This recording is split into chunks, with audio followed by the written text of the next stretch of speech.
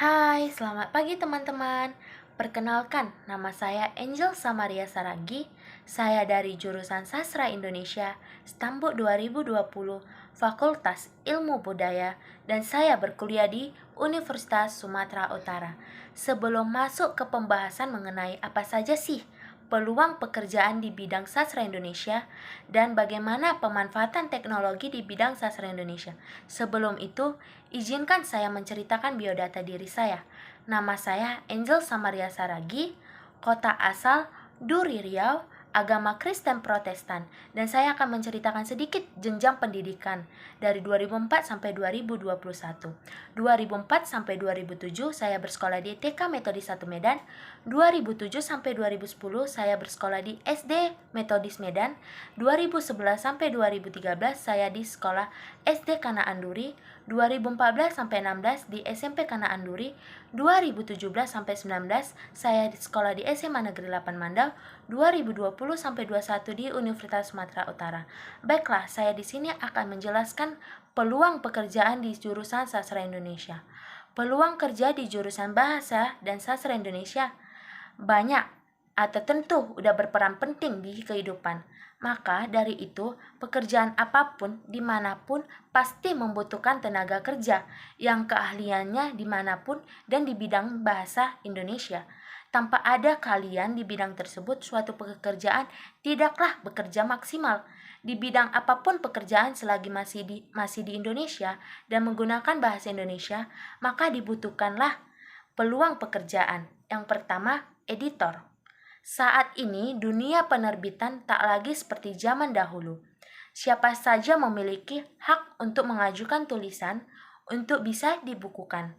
Dampaknya, sederet nama penulis baru juga berhasil menghiasi rak-rak di toko buku.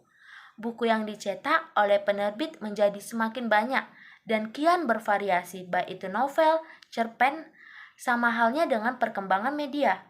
Kantor berita juga sudah tersebar di mana saja, baik itu penerbit ataupun berskala media. Keduanya tentu membutuhkan namanya editor. Syarat khusus yang mereka patok di jabatan ini ialah lulusan sastra. Yang kedua, bahasa dan sastra Indonesia peluangnya penulis. Bahasa dan sastra Indonesia tak pernah lepas dari penulis atau menulis.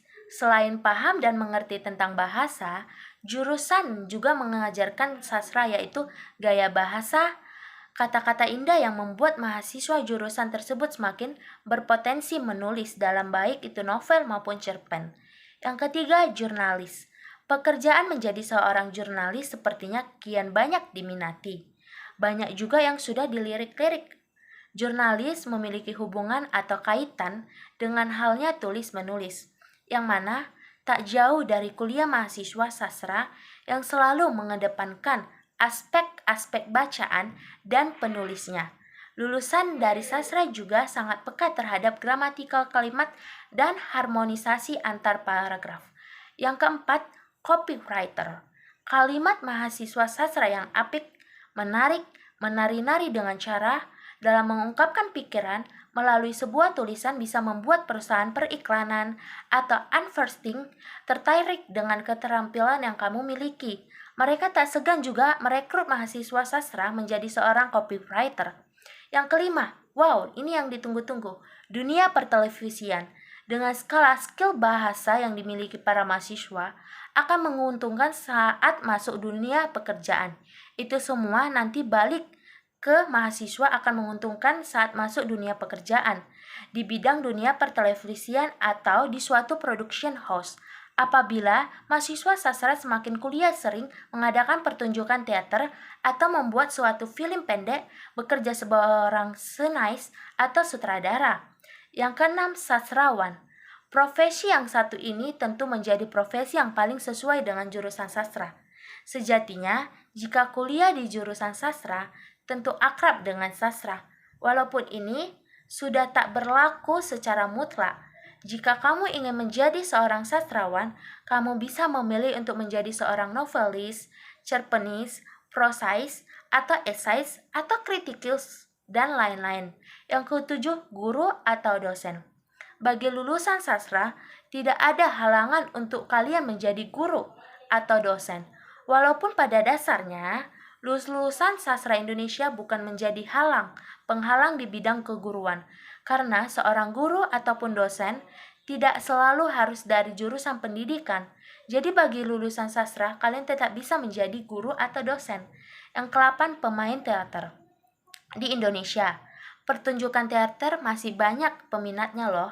Tidak hanya dijadikan sebagai profesi, bermain teater juga salah satu bentuk pelestarian budaya Indonesia. Saat perkuliahan, lulusan sastra juga dibekali dengan seni peran loh.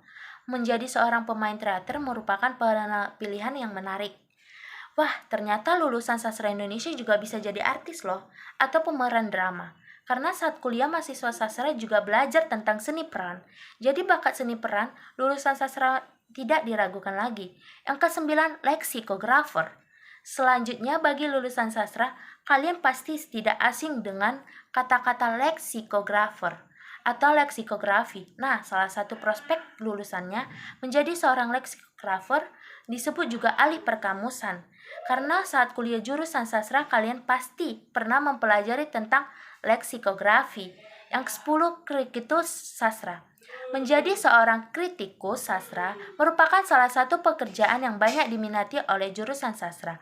Seorang kritikus sastra biasanya memiliki wawasan yang luas dan pengalaman yang luas tentang kritik.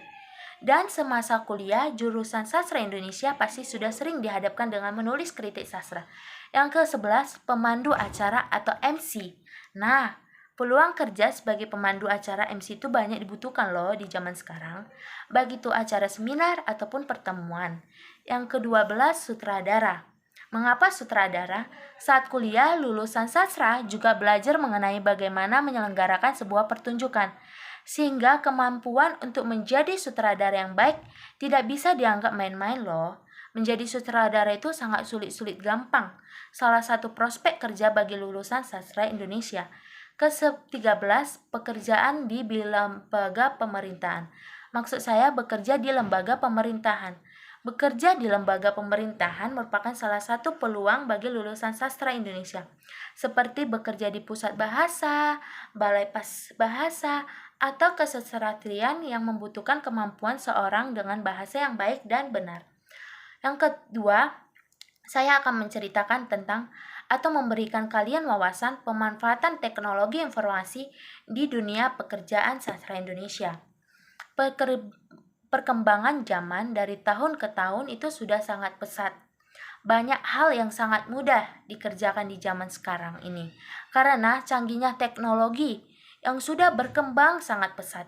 Kita bisa juga melakukan hal-hal yang seharusnya memakan waktu lama menjadi waktu singkat. Contohnya, kita bisa membeli makanan tanpa harus mendatangi restorannya lewat GrabFood, dan juga waktunya sangat singkat, dan juga dengan melalui aplikasi online.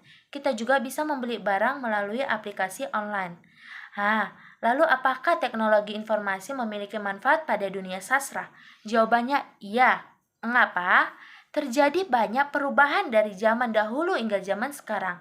Zaman dahulu, para sastrawan atau penulis yang menciptakan puisi, cerpen, prosa, atau karya sastra lain sangat sulit dipublikasikan karya mereka.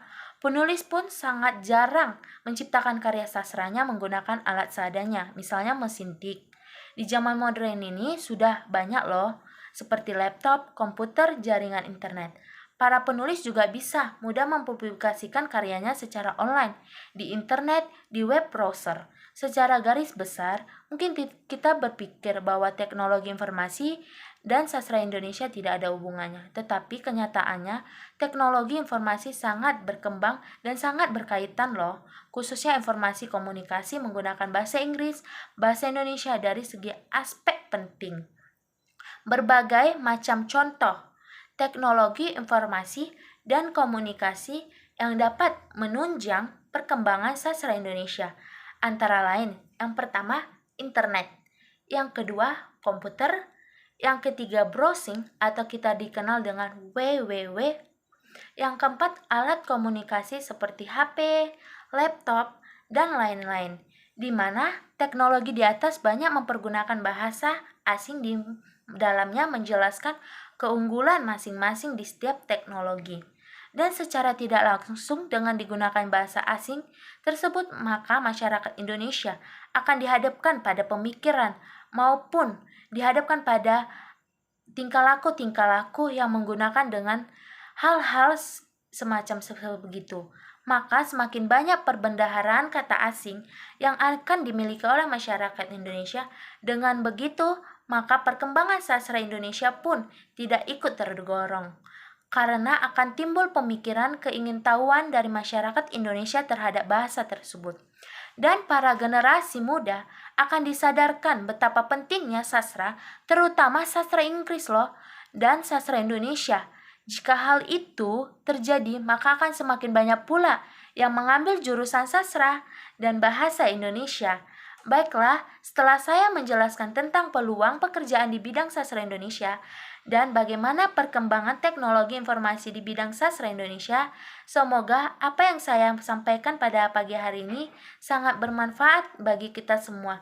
Sekian, terima kasih.